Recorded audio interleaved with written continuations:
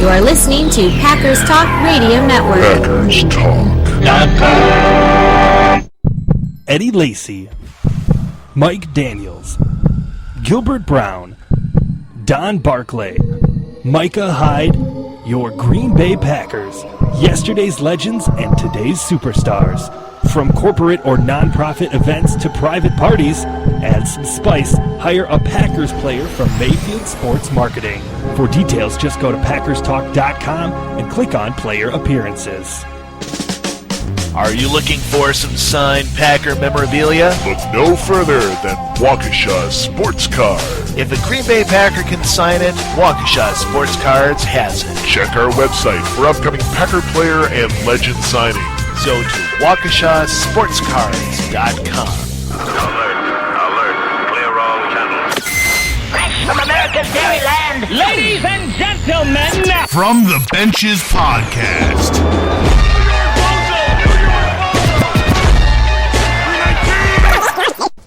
touchdown Packers. Packers Talk Radio Network. You're listening to From the Benches with Ross Uglum and Ryan Hilslund.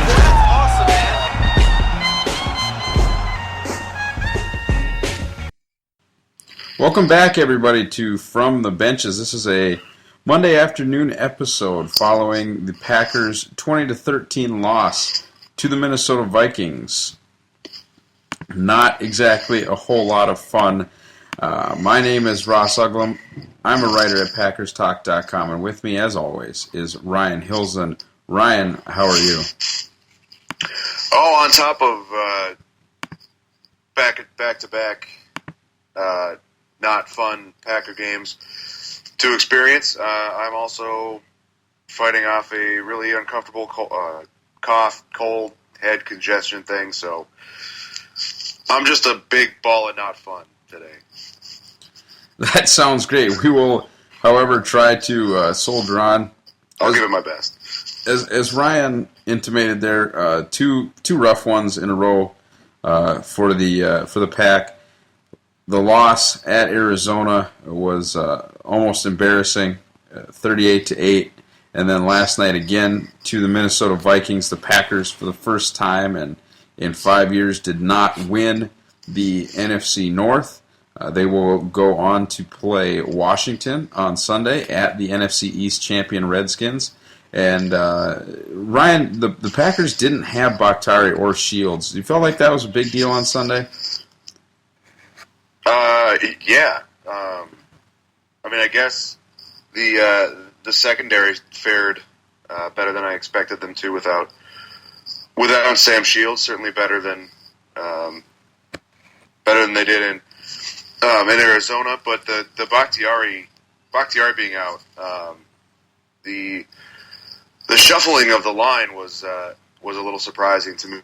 That obviously made a really big difference in the way the offense operated. You had Josh Sitton at left tackle for the first time since college, and Lane Taylor starting at left guard. So that was a pretty big shakeup on the offensive line, as has been the norm for a lot of this season. There's been not much offensive line continuity, so I think that was a big deal. We're going to dive into that a little bit later, but I think Bahktiari being out was a bigger deal than Shields this week.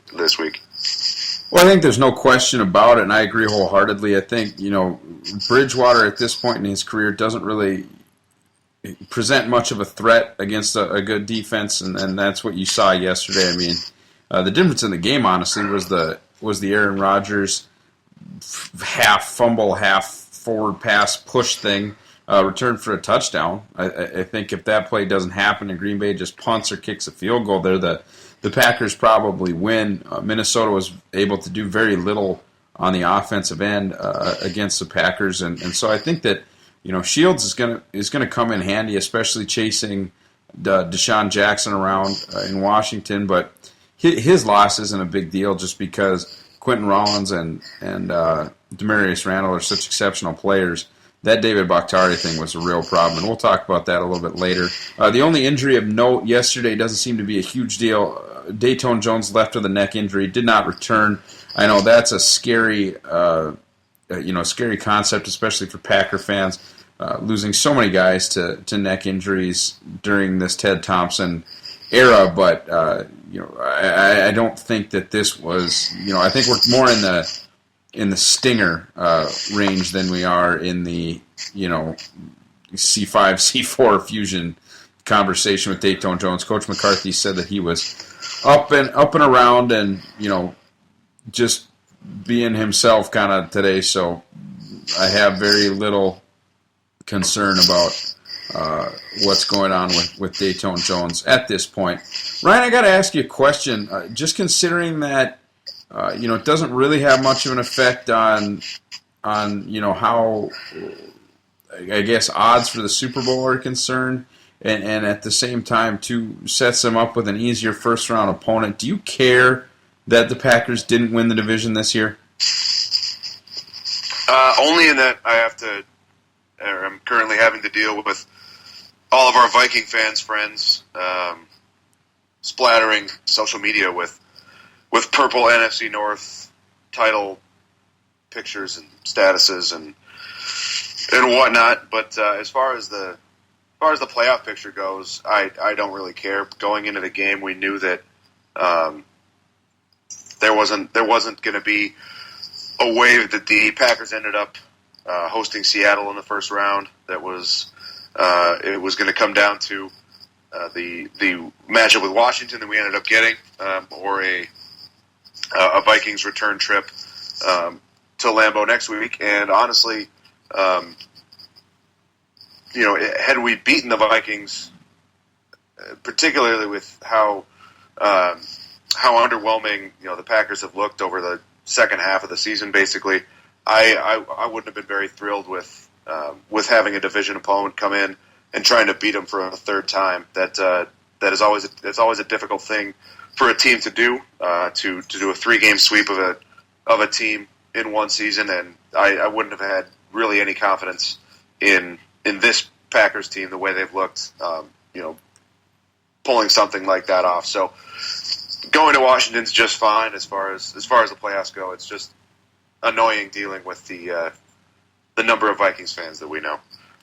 Yeah, I agree. I mean, this really was a Super Bowl for them, and I guess good for Vikings fans that haven't had very much to cheer about for the last 5 years, I guess. But it's largely inconsequential. I mean, they're going to get smoked by Seattle. They got smoked by Seattle at home already this year. I think that game was 38-7, something along those lines. I mean, they're a terrible matchup for the Seahawks, and this gives Green Bay a chip in a chair. I think that road game, I think we're 1-point underdogs, but I would have no problem seeing with the return of Shields and Bahktiari. I mean, they had just won 3 consecutive games. That Raiders team that they beat, I think, is pretty similar in quality to the Redskins. I'm not a huge fan of what's going on in Washington, and Cousins seems like a decent enough quarterback, but if the Packers won that game, I certainly wouldn't be surprised. We'll talk about that a little bit more later, but we're Packers fans, and they call Green Bay Titletown USA for a reason. It's about world championships, and I'm not saying that the Packers are going to win the world championship this year, but NFC North Division titles don't hang in Lambeau Field, and so the fact that they didn't win this one after winning the previous 4 and not ever the Super Bowl during that time, it just doesn't matter. It's not the ultimate goal, and that's kind of all that I have to say about that. And the reason, and honest, in the last time we didn't win the division, we went on and won the Super Bowl. That's true. Not that I'm predicting that to happen this season, but it just doesn't really, in the long run, make that much of a difference. Well, exactly. And, same record, too. The last time the Packers won 10 games, they won the Super Bowl. So that certainly applies to this situation. And at the same time, I mean, that was a very different team. And I think we both recognize that and have, changed or altered our expectations to to reflect that. And the reason I think, Ryan, for our expectations being where they are is this offense is just broken. I think this might be the best defense the Packers have had since the Super Bowl winning defense.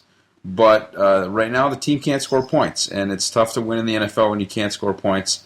And it's really a problem to not be able to score points when you have, when you have Aaron Rodgers. And I think part of the problem is Rodgers. But at the same time, this is uncharted waters for us as Packer fans, not being able to score. I mean, this team has really been able to score since, Favre was here. And the problem has always been to have a good enough defense. And I think this defense is good enough. It just seems like it's unfortunate that now maybe the offense isn't. Ryan, what has to happen for this offense to get better? And is it a 2016 thing, or can it get better in 6 days? I mean, in order for it to get better in 6 days, you're going to need, I think, really the only thing that can happen is for Aaron Rodgers to just kind of find it, which certainly isn't out of the question. But he just has to play better, and he's the really big thing you notice. With everything else, we'll kind of find out if we always thought that we thought coming into the season the offense was pretty talented. We thought there were a lot of weapons. Obviously, without Jordy Nelson, we'll see how much of a difference that makes when we have him back and healthy next season.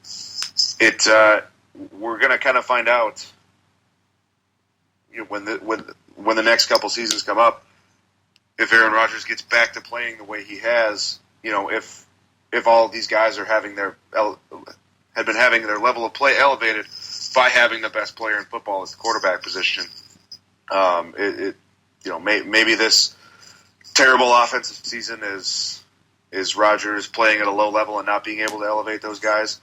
I don't think that's necessarily the case, but I think for this season, I don't think Devontae Adams suddenly playing really well is going to make a big difference if Rodgers doesn't improve. So I really think for it to happen this week to make a playoff run, it's got to be Aaron Rodgers driven.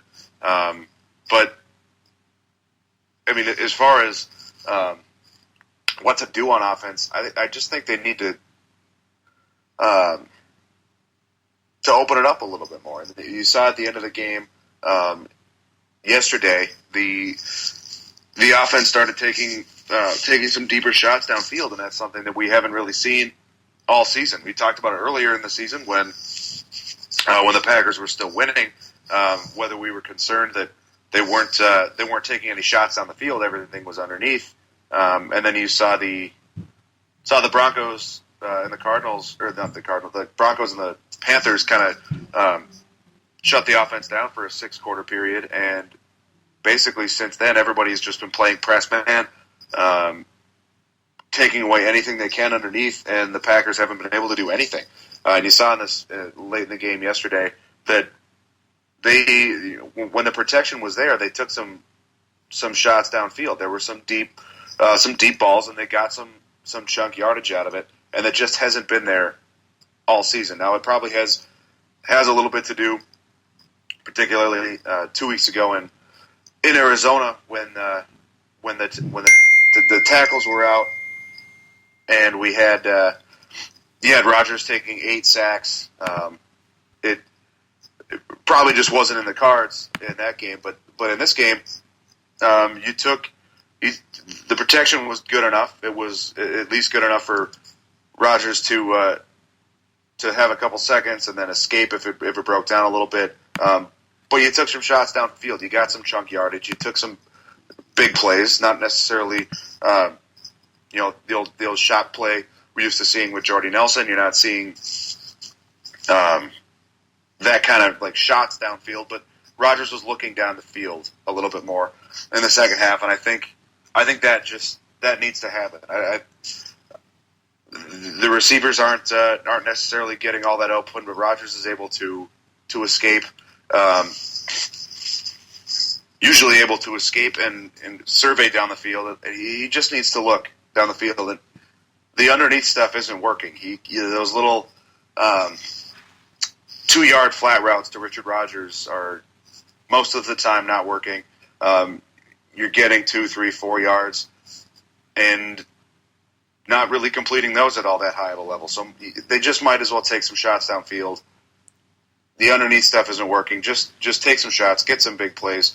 Try to turn, a play or two into the points you're getting in the game instead of trying to methodically go down the field and score points, because that just hasn't been working. Try to get all your points, or get in position to get a field goal and see something with a big play or two on each drive, because the underneath stuff, the short routes, the little stuff to the outside, it just isn't working this season. And you saw some ball movement yesterday with shots down the field, and I think they just need to do that. That's they're desperate. It's the playoffs now. It's win or go home. So take a shot. Don't try to be conservative.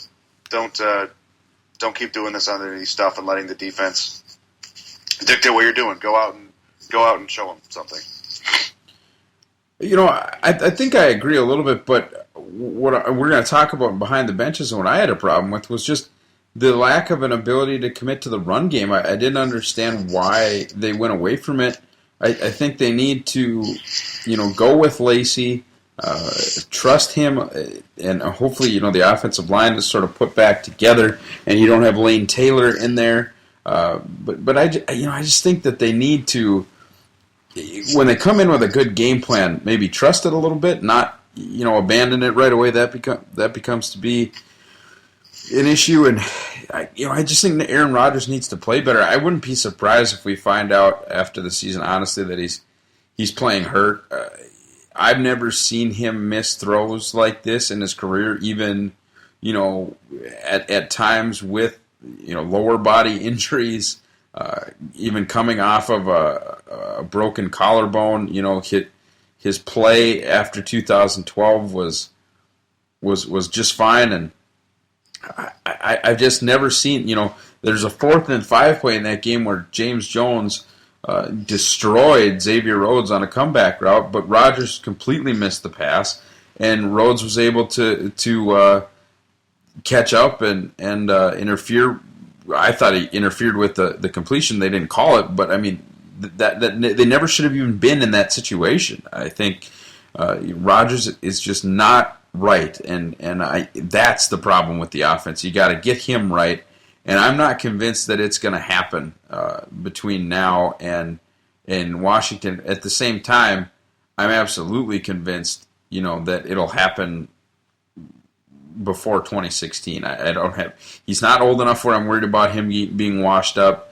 I think he's got, another 1 or 2 MVP seasons left in him. This certainly wasn't one of them. But I'm not worried to that extent. I think he's going to be fine long term. I'm not convinced that the offense can get it pulled together. Especially in time for a 2nd round matchup with Carolina. Now, Carolina is one of the best defenses in the entire NFL, and the Packers scored 30 points on them in that matchup in Carolina. Now, this game will also be in Carolina, but it's promising, at least, and I think the one thing that this team as a whole needs to do is start treating the entire game like it's the 4th quarter, because that's been this team, and it's funny because that's the big knock from the unintelligent pundits and the talking heads.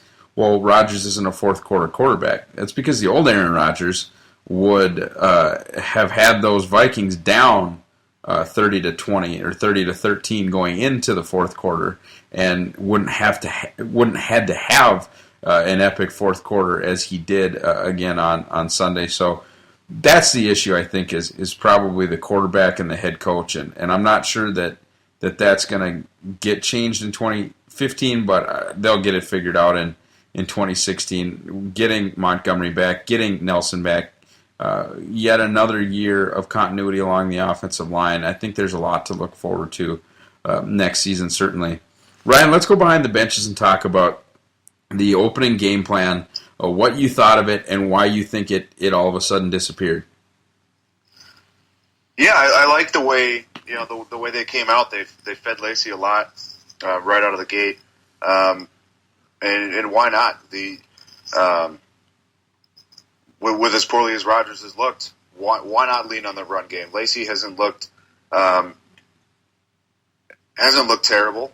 He's had some flashes of positive games in the second half of the season, and it came out. It was working, and why not just stick to it? I don't get why they went away. It's not like the score got away from them. Obviously, they're playing from behind, but not to the point where you need to abandon the run game and start chucking it to come back from a 20-point deficit or whatnot. It seemed like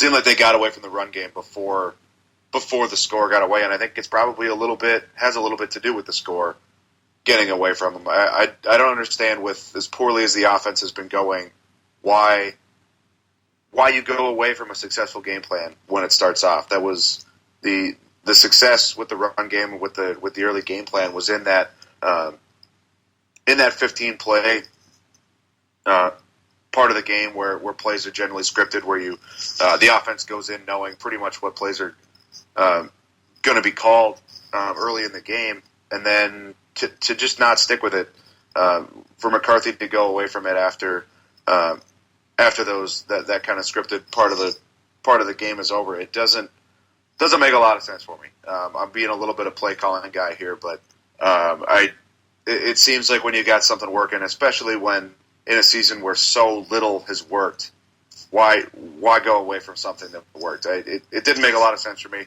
It was frustrating, and I think it probably was a big part in the Packers struggling to score until late in the game, when they started to click a little bit. Well, the thing that I definitely appreciated about it was just the reads that it was setting up for Rodgers. I mean, the throws he was making out of 22 were wide open, and especially that shot to Richard Rodgers, I think that they were putting the entire offense in place to be successful, and it's unfortunate that they got away from it. I'm sure that, after the 22 personnel, the second series was probably scripted to go a little bit wider. I thought they did some nice things out of the bunch formation in the second half as well. That traditional 11 personnel, 3-by-1 no huddle is great when you have Jordy Nelson, but that wasn't the situation. And I think that they had so much success out of that, and either using Lacy and Kuhn or using Lacy and Richard Rodgers. They did so many great things out of a standard 3-by-1 set or 11 personnel, however you want to do it, a standard single back formation a season ago, that they just can't get it out of their heads that it won't work. And that's the adaptability, and I think some of the reasons that people are so frustrated by what has gone on this season. And just listening to McCarthy even today in the press conference talk about how they don't have a plan, to change anything. It's like, dude, it's not working, and it's fine. And you know what? You'll probably be able to reinstall it next year, and it'll work again. And then you can look at all of us and say, "See, I was right," but you weren't, because right now, you're beat up, and you got to figure out a different way to win football games, and they're not doing that right now. So that's my frustration with the whole thing, and I'm hoping, that they can get it figured out. Ryan, what would you have done with the offensive line last night? Obviously, it was much publicized. People talked about Josh Sitton going out to left tackle, and then Lane Taylor sliding in for him at left guard. I'm of the opinion right now that J.C. Treader is one of the best 5 linemen that the Packers have when they're without a starter. So one of the best 6, I guess, would be a much easier way of saying that. But I just think he's one of the best 6 linemen on the team. Yet in a game to decide a division that you said you wanted to win, I'm not sure. I mean, I think if they didn't want to win, they probably just wouldn't have played all the starters. I think Green Bay was legitimately trying to win that game. So in a game that you're trying to win, I mean, why put Sitton out there? Why use Lane Taylor? What would you have done with the offensive line group last night? Well, actually, obviously I was surprised. I wasn't thrilled when we got that news, when we found out Sitton was going to be at left tackle. It was going to be Lane Taylor at left guard. I actually don't hate the Sitton at left tackle portion of that. Obviously, in the game prior, having the backup tackles in there was not good. Did not net positive results. They obviously McCarthy and the coaching staff did not have any confidence in Treader or Barclay on the tackle spots. So they took a chance. They put Josh Sitton out there. They put their best offensive lineman at left tackle, and didn't do terrible. I think he held his own for not having played left tackle since college. But I guess it was a bit of a head scratcher to put Lane Taylor in there at guard. Like you said, Treader is one of the 6 best offensive linemen, and certainly is better on the interior than he is at tackle. He did a fine job filling in for Lindsley at center earlier in the season. I guess I don't really understand why you put Taylor in there as opposed to Treader. You've got guys playing out of position anyway. You might as well have the better of your offensive linemen in there. I mean, but as far as the Sitton thing goes, I don't hate putting him out there. You take a chance. You've got all of this shuffling on the offensive line. Might as well try to go and get some above average play at left tackle. Because if you can get, sorry, that's not how it came out, right? The detrimental play at guard is a lot less damaging to your offense than detrimental play at left tackle. So if you took a chance, you can go out and put Sitton in at left tackle, and he does a good job, then you can cover up some subpar play at guard. So I understand where their mindset is, but I just don't really get Lane Taylor being the fill-in, being the guy. Put your best guys out there. Everybody's out of position anyway. Everybody's banged up. Get your best guys on the field, and roll with that. So the Lane Taylor thing didn't make a whole lot of sense to me. I agree. I think, our whole opinion of everything when this deal started was, didn't you think, Ryan, that Brian Bulaka was the backup left tackle? Right. We talked about that going into this season. That we felt pretty good having Don Barclay be the backup right tackle and Brian Bulaga be the de facto backup left tackle. Maybe it was Brian Bulaga's injuries during the season that made them go away from that. Maybe that was never the plan to begin with. Maybe they just thought Bulaga was going to be the right tackle. After he got injured, the first time he went over to left tackle, when that was going to be the permanent move, when that was the plan. I don't know where that plan was. Obviously, the Barclay being the backup right tackle didn't work. It certainly didn't work having him be the backup left tackle. I think they just they had that plan in their head during the season, and when they had to put it to use, when they had to get him out on the field, it went horribly wrong, and they had to kind of roll the dice with a different plan. I don't get it. But something held them back from putting Bulaga at left tackle. Maybe they think that he wasn't playing all that well at right tackle. Why move him to the left? See if he can kind of get it together, get healthy, play right tackle. And I just don't get it. Left tackle is such an important spot. Gambling when you have a guy who at one point you thought could play left tackle in Bulaga. I guess I don't really get putting him over there, but it seems like that was never really an option all season. Bahktiari's had some injury problems now, so was Bulaga, but it doesn't seem like it really was ever an option when that was kind of the common sense thing that we thought was going to happen before the season started. Right, so I guess, if you're going to go down that road and decide that, hey, look, this is our guy, he's the right tackle, that's where he plays, whether it has to do with injury, whatever, but to not swing him over to the left side, I have a problem with, but they aren't going to do that. So, in my opinion, okay, then what you're telling me is that we have a level of comfortability with certain players at these positions, and this used to be a huge criticism of the Packers and their offensive line in years past, that they would try and train these guys in at all these different positions, and it bugged the hell out of the local media because nobody seemed to know, who played what position. Is this guy a left guard? Is he a center? Whatever. He played tackle in college, drafted to be a guard, all this. Yeah, so now you've gotten to the complete other side. Fine. My point is then stick with it. Okay, so what we're going to do is we're going to try another guy at one position. I would have put Treader at left tackle. I think he is shown to be an athletic enough guy. I think he's a lighter guy. He doesn't have the girth to him, like a Lindsley, certainly like Sitton and Lang. I think he's a guy. I mean, you want your left tackle to be taller than 6'4". I understand that, but you also want him to not be Don Barclay. And I think J.C. Treader could have done a decent job at not being Don Barclay. And certainly, it could have backfired. I mean, there's a chance that it didn't work out. But at that point, then you have your preferred guys at left guard, center, right guard, and right tackle. And you're only and you know what? If you looked at the end of the game, John Kuhn was chipping Everson Griffin on every play anyway. I mean, they had 4 guys on routes, and Kuhn chipping Griffin. And at that point, if you're chipping Griffin, what the hell do you have Josh Sitton out there for anyway?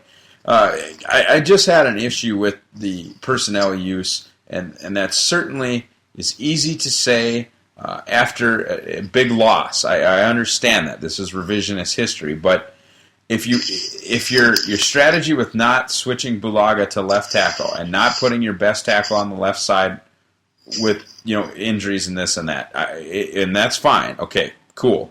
I'm down. I'm good with it. Then why are you moving the best guard in football out of the left guard position? That's my overarching issue, and the problem I had with the whole thing. Ryan, do you think we've talked, and certainly I would say we're probably not the biggest David Bahktiari supporters on the blogosphere, certainly not on our radio network. Do you feel like we maybe have underestimated just how important Bahktiari is to this team? Yeah, I think we have. Particularly, obviously in the pass protection area, everybody talks about it. You got to protect. You have to protect your quarterback's blind side. You have to have somebody over there who can keep your quarterback from getting killed. And Bahktiari, for the most part, for his short career so far, has been able to do that. And he has had his deficiencies in other areas. He's not been a good run blocker. He's had problems with penalties quite a bit. But for the most part, he's been a solid pass protector at left tackle. And that's the first thing you're looking for in a left tackle. If you can get at least that, you're going to be okay. If you can get more, and you've got a Joe Thomas kind of left tackle, then you're set. You've got you've got exactly what you're looking for at left tackle. But Bahktiari at least does the minimum you're looking for from the left tackle spot. Now, I don't think we're wrong in saying that he could be better in other areas. I think he certainly has his areas to improve, but you can't underestimate that the ability to pass protect on the left side of the line, that left tackle. And he has been pretty good at that for his, for his 3-year career. And you see when he's out how big of a problem it is, how many things can go wrong when you don't have your pass protector at left tackle. So I think we probably haven't underestimated that part of his game. But I still don't think we're wrong in saying that he can be better in other areas also. Well, that's my point. And that's kind of what's funny is I don't think you and I have ever been incorrect in our evaluation of David Bahktiari. Like, our issue is that dude can't run block. And dude can't run block. You know what I mean? And so correct, yeah. that seems to be the problem. But he's a mirror, man. I mean, he's such a fantastic pass blocker. And not only is he fantastic, but there's a huge gap between he and the rest of the pass blockers that would come in at left tackle. Mm-hmm. And then that's where the issue is, and that's where I think you'll see, Thompson go right back to him. He's a guy who's taken an offensive lineman, every season, and I think he'll go right back there No, he might take 3. Yeah, he's after going a season without taking one. Yeah, he's absolutely going to get some more line talent in the draft. I mean, I think 3 would be, but 2, I would. They don't really have a backup guard at this point. I mean, Walker has, for as much as you and I liked him, has not been impressive. Lane Taylor is the definition of just a guy. I would say at this point they're without a backup tackle and a backup guard. I mean, anybody that I trust, and granted, teams have a lot of holes, and so the idea that Green Bay is going to have 5 good offensive linemen and a good backup at each spot is insane. I mean, that's not real life. Line play is hard. It's hard to find guys, to be honest with you. So I get that, but if they take an offensive tackle that they feel like has some versatility in the top 100, I won't be surprised at all. Nope. Ryan, I think last night was probably the best we've seen from Davante Adams this season. 0 drops, attacked the football, and was really actually kind of a force after the catch for some missed tackles. I feel like did very well for himself in that situation. Does this performance make you feel better about Adams? Were you even worried about Adams long term? What are your feelings about Davante, especially as it pertains specifically to last night? Yeah, I think you're right. I think this was one of his better performances of the season. Not very many good ones to speak of, but he played pretty well last night. I think it makes me feel better about him now that expectations have kind of been,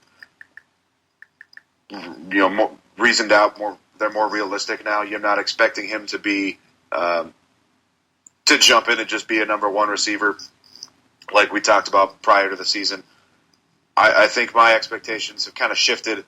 That he is now has the potential to be a good third option, to be that other outside guy next to Nelson and Cobb. I think he has the ability to do that. I certainly think he can get better. Only his second season, and he's showed flashes in his first season last year.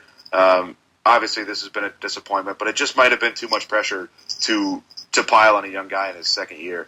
But if he can do things like that as a third wide receiver going forward, that's great. I definitely feel good about that. But as far as how it makes me feel about how we thought about his expectations going into this season, he didn't look like a number 1 receiver. He just looked good, and that if that's going to be your third wide receiver, then great. So I feel good about him now that my expectations have been tempered. He looks solid. If he can do things like that, I'll be happy with him going forward. I tend to agree. I felt like Adams, no Packers receiver during this Thompson era has been asked to be the guy in year 2, and I think expectations were raised because we had a high opinion of him as an athlete and as a player. But this is a complex offense, and these guys have they've blossomed in year 3 and year 4. And to be honest with you, they've blossomed with a lot of awesome pass-catching talent around them. And we sort of were like, hey, Davante, be the guy. Now, has he been good? No. Has he performed below expectations? Yes. But at the same time, I don't think that, and I am number 1. This is like my bad for sure. I'm not blaming other people for this. But this is a guy that we asked probably a little bit too much of this season, and is a guy that is, I don't think has any less of a bright future than he did going forward. I think that there's going to be a lot for him to learn from this, and hopefully he gets the offseason MVP again and takes a step in that third season like we've seen so many Packers receivers do under this Ted Thompson, Mike McCarthy regime. So I think that going forward and just a guy that playing as bad as he has over the season could have just packed it in too. I mean, for him to continue to show fight and continue to try and get better, even this late in the season, was impressive, and I think was certainly a big deal and a good sign moving forward, especially when he'll be slotted back into that third spot or maybe even the fourth spot. And that brings me to our next point. Does James Jones need to be on the team next year, considering neither he or Adams can help on specials? And would you feel more comfortable with a Nelson Cobb Jones situation like you had in 2013, or do you feel fine about Adams? I feel fine about Adams being the third. Like I said, he's shown me enough to say he can take that role on his own. He didn't really have it as his own as a rookie. He kind of split that with Jarrett Boykin. But I feel good about him being the third guy now, full time. I don't think Jones needs to be there. He's obviously was a big help this season. I can't even imagine where the Packers offense would be if James Jones had not been cut by the Giants. It would have just been even uglier. But if Nelson comes back healthy, if Jared Abbrederis and Ty Montgomery are able to stay healthy and be productive guys going forward, I don't think there's any reason to say that you need to have James Jones on the team. He was a huge help this season. I'm very grateful for his availability and the way he's played. At an advanced age and with coming in right as the season started, I'm grateful for that. But I don't think it's necessary to keep James Jones around unless we run into some injury problems again. In training camp next season, I don't think James Jones is a necessity. Yeah, I agree. I think that it'd be nice to have him around, but you do run into that problem. You hope for the second to third year jump from Abby. You hope for the second to third year jump from Janice. Montgomery's coming back, and then you have Adams, Nelson, and Cobb. That's a lot of receivers. It is. It's a lot.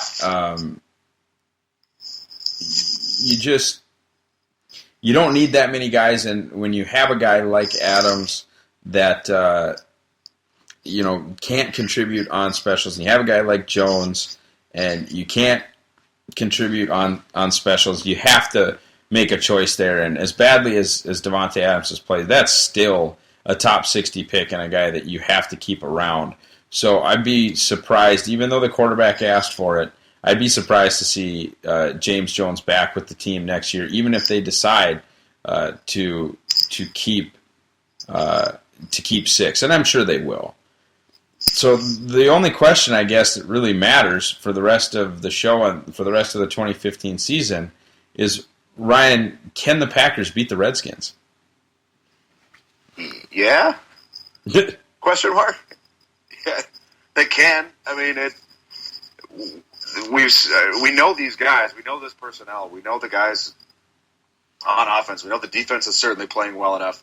I don't have any question in my mind that the Packers offense is capable of going out and playing well enough to beat the Redskins on the road in the playoffs, but I'm not necessarily confident that they will.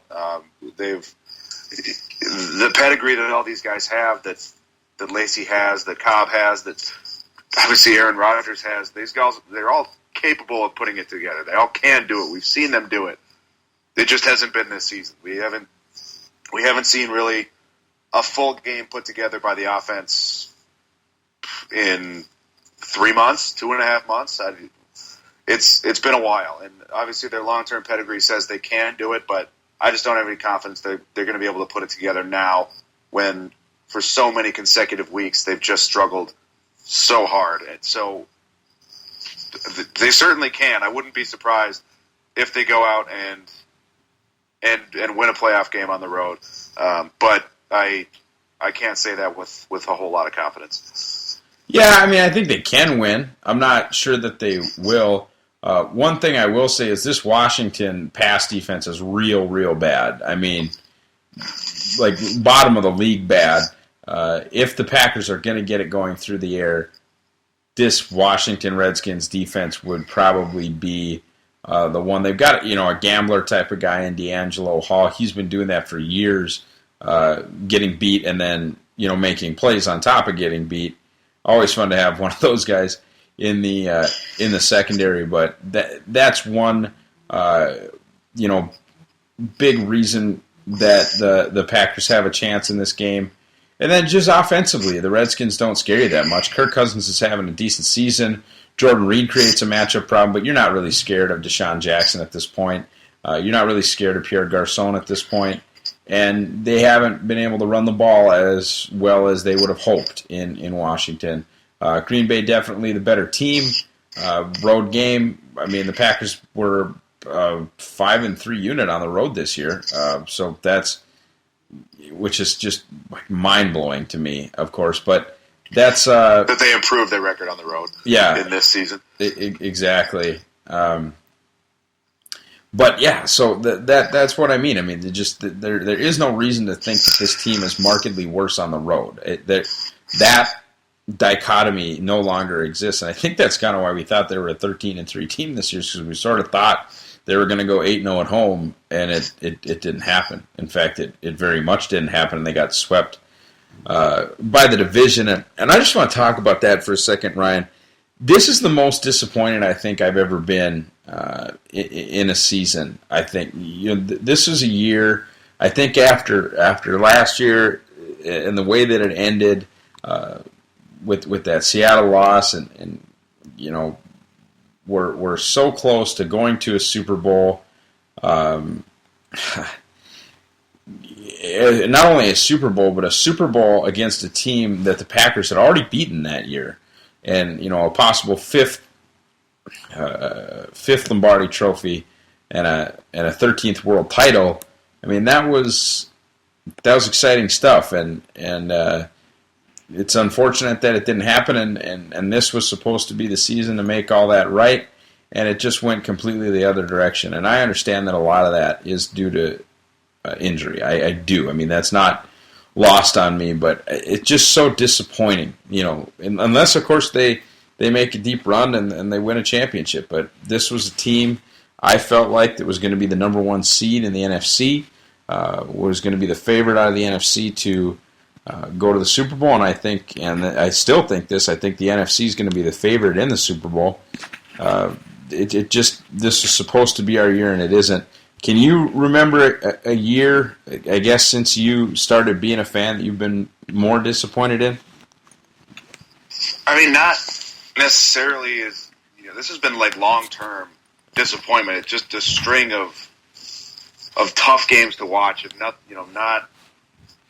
not having a lot of confidence in a team, especially when you had such high expectations. I think there's certainly been some heartbreakers that hurt more.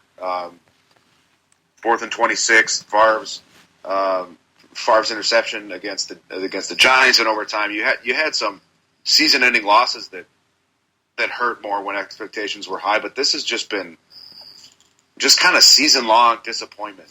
Even when the Packers were 6-0, nobody was thinking like. At that point, you always kind of get the people talking. Oh, but is this going to be the team that goes 16-0? I don't think anybody was talking about that with the Packers. They had won 6 straight games, but hadn't looked all that great in any of them. And then to just kind of have this nosedive of a second half of the season to get swept in the division at Lambeau, to lose the division title in the last week of the season, to have so many disappointing games, to get crushed by the Broncos and the Cardinals, to lose Favre's game on Thanksgiving against the Bears at home. All of these just disappointment, these tough games to watch, just piled on for a whole season. I think it would be tough to say this isn't the season you've been most disappointed with for an entire season. Like I said, there have been some single games. There have been some endings to games that have been more disappointing on their own, but nothing this prolonged. Not this long stretch of stretch of disappointment when expectations were so high. So with that said, I mean, do you think that there's even a chance for them to win a playoff game if they beat Washington after that? I mean, I there's no way I would predict it, but you saw this team almost make a comeback in Carolina against the number one seed. Obviously, that the blowout 2 weeks ago at Arizona when they're the 2 seed doesn't make you feel very good about going to Arizona, but I wouldn't be able to predict it. I mean, even though you saw them come so close against a then undefeated team at Carolina, I just don't have any confidence that this team could do that again if they were asked to go into Carolina, and I certainly don't have any confidence in their ability to go into Arizona after 2 weeks ago. So possible, sure, but I certainly am not going to be the one predicting it.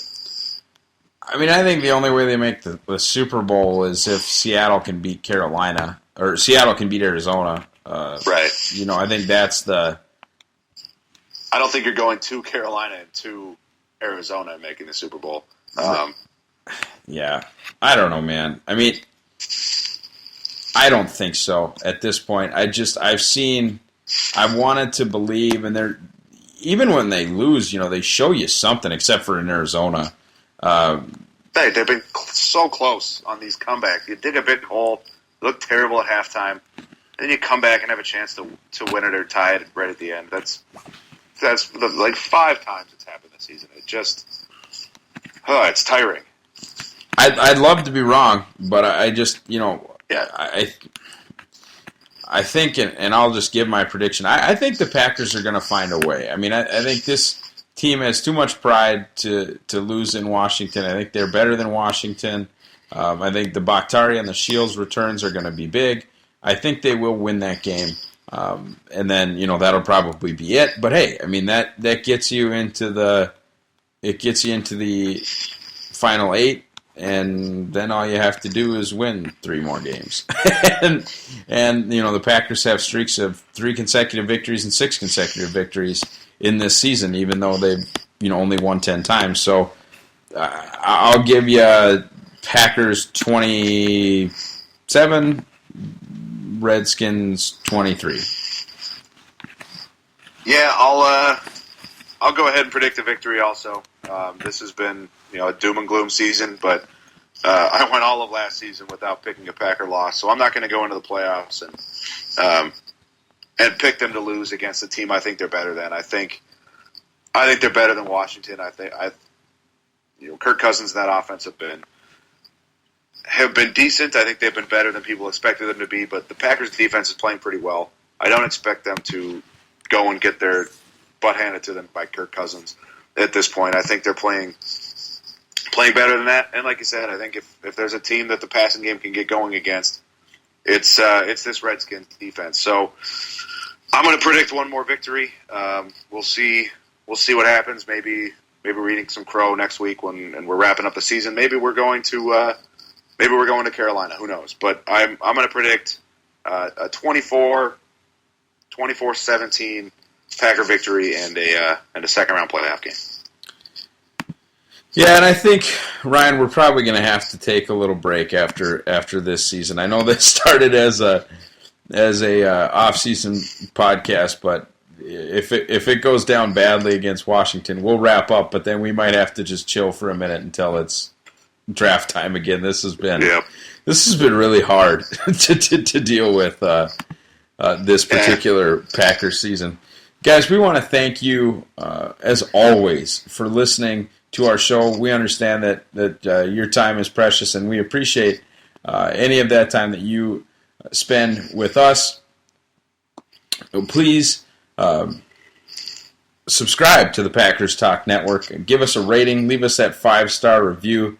It certainly helps us come up higher when people search for Aaron Rodgers, people search for the Green Bay Packers, whatever, on iTunes. And it helps us provide the level of content at the Packers Talk Network that you have become accustomed to. You can follow me. I am at Ross Uglum on Twitter. Ryan, where can they follow you? I am at Hillisland358. You can follow the show itself at From the Benches or follow Packers Talk Network at Packers Talk Net. Thanks again, and go, Pack, go.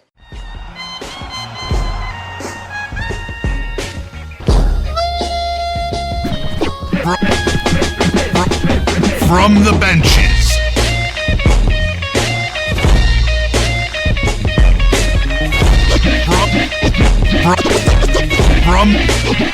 From the benches.